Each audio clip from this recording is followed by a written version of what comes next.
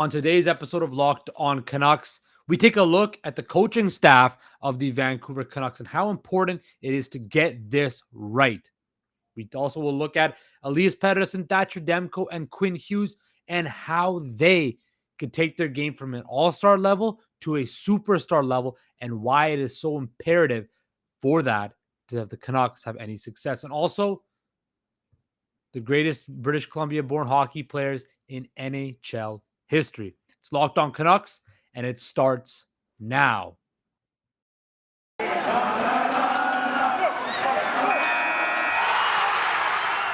Locked On Canucks, your daily podcast on the Vancouver Canucks. Part of the Locked On Podcast Network, your team every day.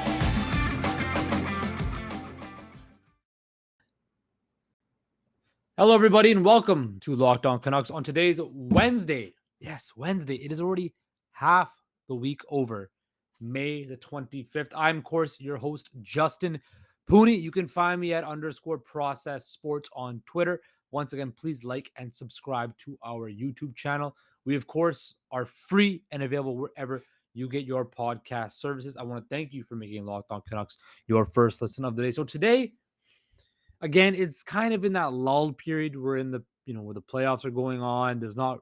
Everything's kind of hush around all the teams, Although JT Miller's agent or whoever's been leaking all this news about JT Miller's contract not getting done, because I'm hearing guys like Elliot Friedman talk about it, all these other insiders talking about how it's going to be hard for the Canucks to retain JT Miller. Quick thought on that. I think it's all leaks. It's all, like I said before, it's all a tactical negotiation ploy by JT Miller's camp, putting all this stuff out there so the Canucks get scared or they try to pressure the Canucks into doing whatever they want. Look, Jim Rutherford knows his way around the block. He knows how to negotiate. He knows what he is doing. He's not going to fall for these negotiating ploys. When JT Miller is up for an extension in July, Jim Rutherford, Patrick Allvin will sit down with him and his agent, and they will discuss the terms of the deal. I've said it from the jump. I don't see JT Miller going anywhere whatsoever. I see him staying in Vancouver because the Canucks want to be competitive. They want to push for the playoffs. And also, JT Miller wants to be in a situation where he can win. And where is he going to go with a chance to win that wants to meet his salary demands? If he wants to go to a team that has a chance to win, most of these teams won't be able to fit his $8 to $9 million or whatever he's asking for under the cap. So what I say to that is, if JT Miller wants to get paid and wants, to be one of the higher paid players in the league, by every right, he has every right to want to do that. But the Canucks also still have his rights for another year. So if they don't get a deal done this summer, he's still under contract for one more year. The Canucks can keep him and then trade him at the deadline, or they could, if they're in a play position, they could keep JT Miller as their own personal rental. Yes, people are going to go, oh, you're going to lose him for nothing. You're going to lose him for nothing. If the right deal and they determine they want to trade him and the right deal is not there and it might never be there, rather than selling him for, pennies on the dollar, why don't you just keep him, push for the playoffs, go on a run, knowing you're going to lose him anyway, but you have a chance to push forward to make an extended run in the playoffs. I don't see the purpose in that. Rather than giving up assets for a certain piece at the deadline that you're going to lose anyway, just keep him. You keep your assets. Yes, you don't gain any assets, but you don't lose any as well. You still get the cap space at the end of the year. You still get all of that. So that could be another option. Now, I don't think it's going to get to that. I think this offseason, they're going to determine if we can't trade you. If we don't sign you to a deal that works for us and for you, and your demands are way too high, JT Miller, we will move on for you. Jim Rutherford has already said that. I don't think that the option that I just put out there is going to be any plausible because Jim Rutherford's a much smarter man than me, and I don't think that's the way it'll pan out. I'm saying if it, they don't get the trade offer they want and they don't want to sell low, just keep him, play him out, keep him as your own rental, and you can leave in the next offseason, right? So there's a lot of things swirling around with JT Miller. One thing that's going to be very important for JT Miller is the coaching staff. As we all know, Bruce Boudreau is back as the head coach of the Vancouver Canucks. But his assistant staff is going to be very interesting. As we know, the Bruce Boudreau with certain assistants will not be back, such as Scott Walker. Scott Walker had a lot to say, very interesting comments to say um, when he left. He's on Canucks Connected and he talked about how he does not believe in analytics, which I thought was very surprising for a coach in the NHL. Um, in this era to say I'm not a believer in analytics. I don't truly believe in analytics. Look at a team that's won a cup winning team, that follows analytics. I hate to break it to him, but analytics are an integral in the NHL, in sports, in hockey. That's why you see it so prominent. That's why the Leafs hired a guy like Kyle Dubas, because he's good with analytics. Now, he's not good with the cap, but he's good with analytics. And you see just a shift of analytics, because the more data, the more information you have, the more the more data, the more information you have, the easier it is to make decisions. Now, I'm not, as I said before last week, I'm not a firm believer in analytics being the be all end all of your decision making. I think they are I think analytics are a nice side piece, or a nice, side dish, as I said last week, to, complement the eye test and the regular hockey knowledge that all these executives have. Um, but then again, I think Rutherford and Alvin want to, they like their analytics. They want to, use that, and it's important to them. So that's why they're going to follow their what's stuck with their guns. I mean, it worked in Pittsburgh, and I think they're going to stick with it here. The other question with the Canucks coaching staff is, will Bruce Boudreau have a say in the assistants? Being a lame duck coach per se, with 1 year left on his deal, and his jobs, he didn't really get a ringing endorsement from management. I don't think Bruce Boudreau will have much say. He might have an opinion, and the front office might choose to listen to it. They might choose to um,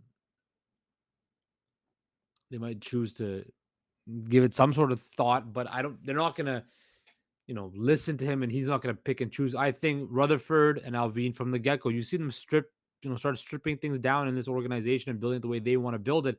And I see them doing that with this coaching staff. Will it work? I don't know. Will it be tense if they bring in all these assistants and Bruce Boudreau has no say? It might be, but that's the situation. Bruce Boudreau is put in a corner now where he has to coach his what off, and this team has to be successful. Otherwise, he's going to be gone, and it's going to be Rutherford and Alvin's guy in. So the coaching staff, it's going to be interesting. Again, it's all going to come back to that philosophy that they decide on this offseason on how they want to build this roster. And if the assistants have to go hand in hand. You can't have one assistant that, is another firm believer in another philosophy or way to play. They all have to be in that same common goal. And if that means that Rutherford and Alvin have to hire their own people to bring in for Boudreau, then that's the way it's going to be.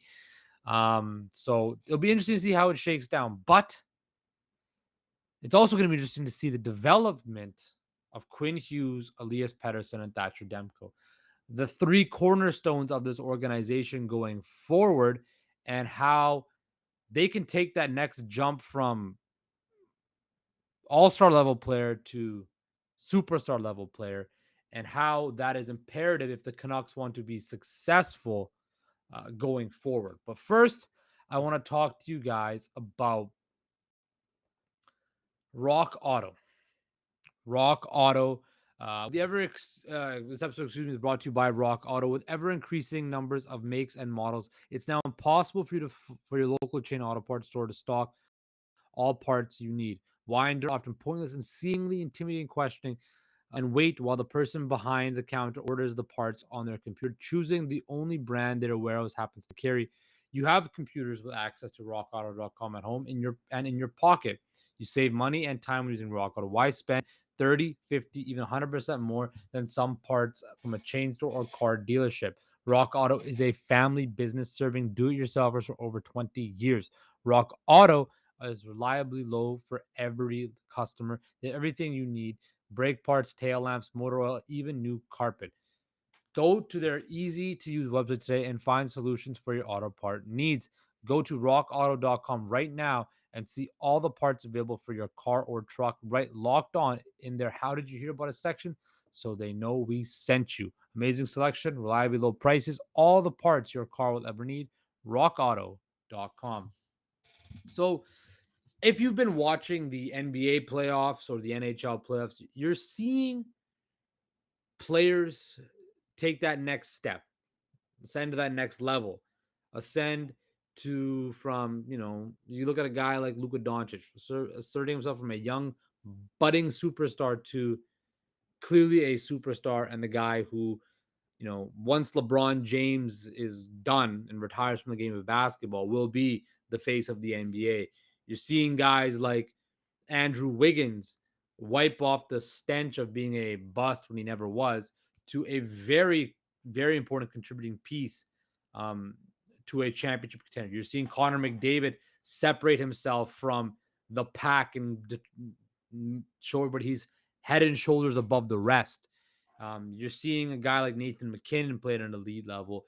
You're seeing, Andre Vasilevsky, continue to just elevate his play and prove to not only just hockey fans, but sport fans that this guy is one of the biggest money goalies, the greatest money goalies we might ever see. Victor Hedman.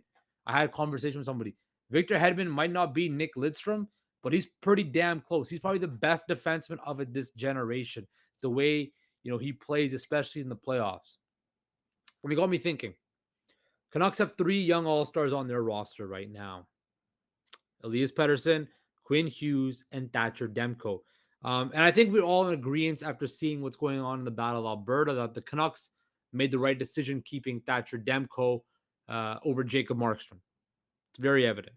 And we know Quinn Hughes and Elias Pettersson are young star players. Elias Pettersson had a great second half of the year, was on pace for his second half of the year to have a over 100-point season and 50 goals.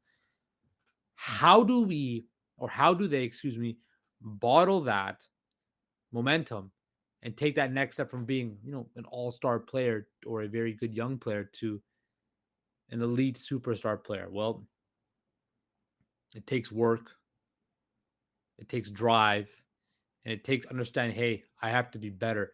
So this summer, in my personal opinion, is massive for these 3 young players in the Vancouver Canucks, because they're at a crossroads right now in this organization where, as I just mentioned with JT Miller, he wants to win.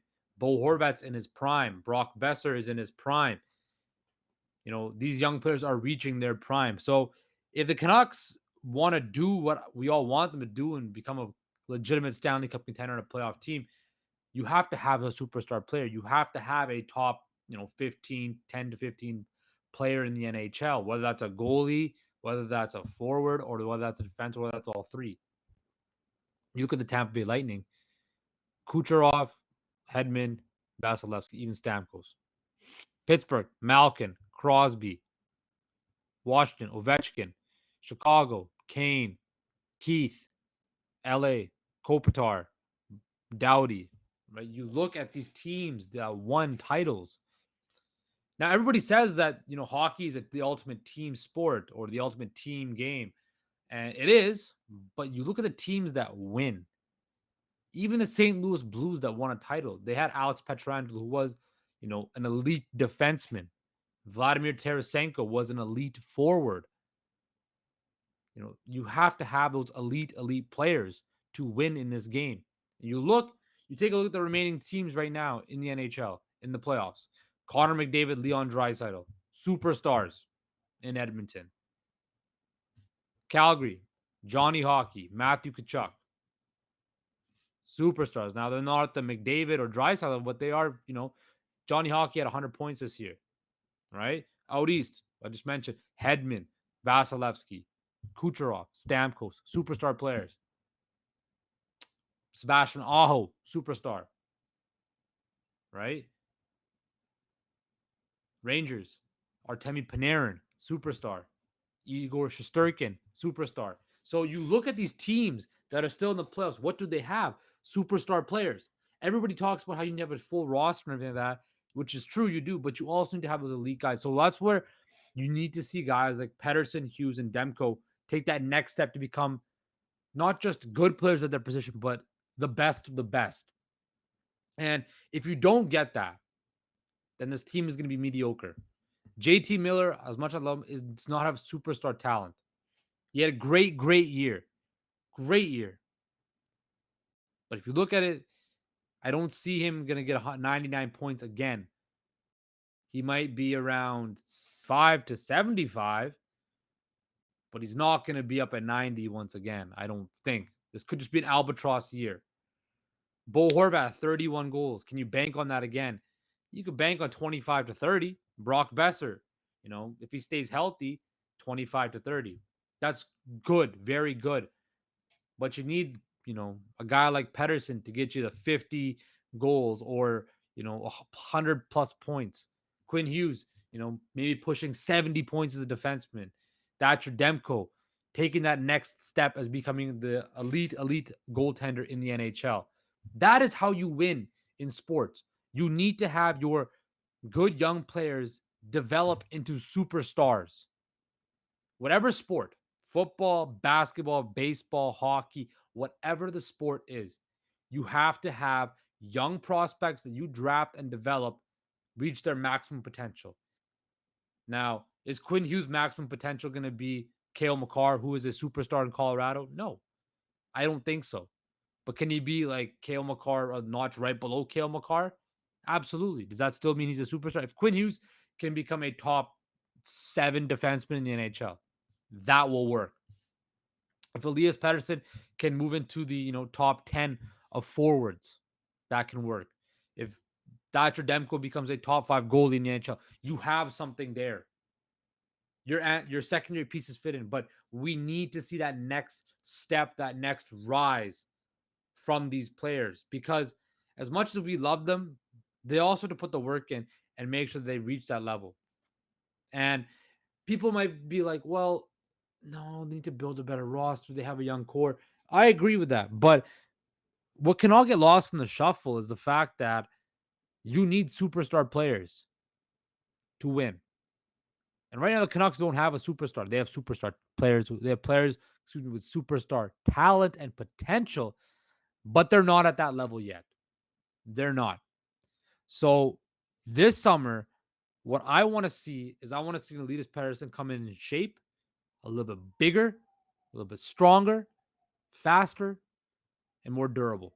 I want to see Quinn Hughes bigger, faster, stronger, being able to carry the workload. And I want to see Thatcher Demko continue his next evolution of being that cerebral goalie who can remain calm and just take that poise he has and continue to develop on his game. That is absolutely imperative to this team. That is just as big as fixing the cap, drafting new players, figuring out the Besser contract, figuring out the Miller contract, figuring out the Horvat contract. These 3 young players have to take the next step. It's all right being a good young player, but you have to take that next level, that next leap into superstardom, becoming a player where, people fear you on a nightly basis. I don't think anybody fears Quinn Hughes, Elias Pettersson, or Thatcher Demko. Maybe on certain nights they might, but they don't strike fear. Look, Pettersson got 32 goals and 68 points this year, career highs. I want to see him hit 40 and 80 points in a season. Quinn Hughes, right? Most points by defenseman was 68. I want to see you get 70 plus. 60 assists, I want to see you get 65. Right? Pettersson will turn 24. Hughes will turn 23 when the season starts. They're reaching that age now where, they're starting to grow into their man bodies. They're starting to grow up and mature, become real lead of this organization. They've been here long enough. These guys got to assert themselves, assert their dominance mark their stamp as this new era takes place behind, instead of, being behind Bo Horvat and JT Miller as the leaders, be standing in level with them. Take more ownership that, hey, this is just as much my team as it is your team, right? You look in Toronto, Austin Matthews, Mitch Marner, they're not wearing the C, but they take a lot of the brunt. Same with Morgan Riley. John Tavares might be the captain. Bo Horvat might be the captain, but it's their team now. It's Demko's team, it's Hughes' team, and it's Pettersson's team. These are the three cornerstones that are going to be here for the foreseeable future.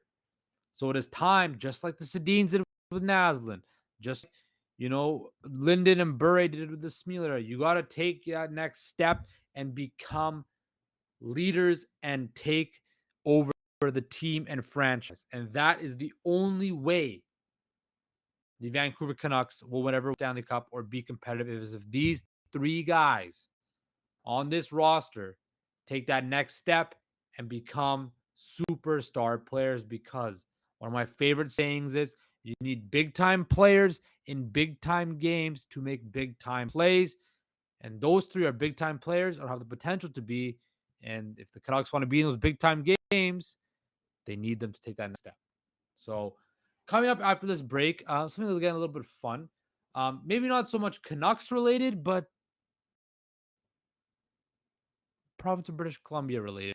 And that is the greatest NHLers to ever hail from beautiful British Columbia. So stick around for that. It's going to be kind of interesting. So, yeah. Welcome back to Locked On Canucks, your show that keeps you locked in all things Vancouver Canucks. I want to thank you for making Locked On Canucks your first listen. For your next listen, check out Locked On. Nightly recaps of every game with analysis from our local experts. And of course, it's free and available wherever you get your podcast services. Guys, we talked about JT Miller, Elias Pettersson, Thatcher Demko taking the next step. Coaching, JT Miller's contract, all of that. Excuse me. Thatcher Demko, Quinn Hughes, and Elias Pettersson, not JT Miller.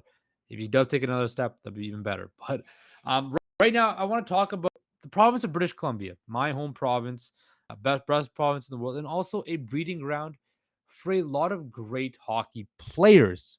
Of course, there's the great BCHL that drafts, not draft, but develops great players on does actually draft, because a lot of BCHLs do get drafted, but develops players at an elite level. You have your Western League teams, the iconic Kamloops Blazers of the 90s, the New Westminster Bruins of the 70s.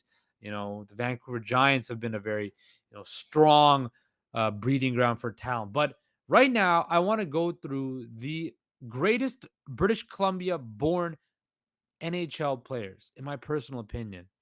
And first and foremost, we're going to have to pull up not only the man who hails from Burnaby, British Columbia, that is Joe Sakic. Of course, we all know Sakic as the captain of the Colorado Avalanche, the man who drove a stake in my heart numerous times growing up, hating the Avalanche. Sakic, dominated for almost 1,400 games, over 1,600 points, couple Stanley Cups, couple, a gold medal. He definitely was, I think, the greatest BC hockey player who ever lived. And you have guys like Glenn Anderson, who was a part of those Oilers dynasties, another member of the Hockey Hall of Fame, over 1,000 points, almost 500 goals. Rhea averaged a point in his career. Remember, captain of the Anaheim Ducks, on the floor to on the board. Iconic forward during his time in the late 90s. Then we also have Ray Ferraro, my favorite analyst of all time. Ray Ferraro, great, astute analyst on TV right now, but also a hell of a hockey player. He had 400 goals, 500, 900 points. And then we look at the guys that are active now, or that were active. So you have Shea Weber, potentially the greatest defenseman from BC. Cam Neely, was a dominant power forward, had his career shortened. Then you have the newcomer, the guys who are playing now, the guys like Milan Lucic, Andrew Ladd, Evander Kane, Ryan Nugent-Hopkins had a big night last night. Then you have Tyson Berry, Kyle Turris, Morgan Riley. Of course, there's former Canucks like Dan Hughes, Doug Lidster, Brendan Morrison, Jeff Courtnall, Greg Adams, Russ Courtnall, who played for the Canucks as well, Ryan Walter, a former Canucks coach. So there has been a lot of greatness coming out of the province of British Columbia. I know BC gets kind of lost in the shuffle, especially with the Ontario breeding grounds, and everyone talks about Ontario being the hockey hotbed. There's talent in British Columbia that has, had a great impact on the history of hockey and is amazing to see. Growing up in BC, the hockey system was great. It was elite. It wasn't. I wish I was more elite so I could be playing professional hockey, but that's not for another day. But and of course, potentially the greatest goalie of our generation, Carey Price, another BC guy. So I say, and I'm actually gonna precursing to tomorrow's episode. I'm actually gonna create a starting five for Team BC, and I'm gonna put it up against a province of Ontario and kind of go back and forth and see, can Team BC compete against Team Ontario? So stick around for that tomorrow because that's going to be kind of interesting. Of course, tomorrow we're going to have more Canucks talk, and of course, we will have some more fun. I want to thank you guys for making Locked On Canucks your first listen of the day. For your second listen, Locked On NHL. From first round matchups to each Stanley Cup kiss, Locked On NHL covers the playoffs like no other. Hear the latest news and opinions from local experts every Monday through Friday. It's free and available wherever you get your podcast services. Guys, take care, stay safe, and I will talk to you tomorrow.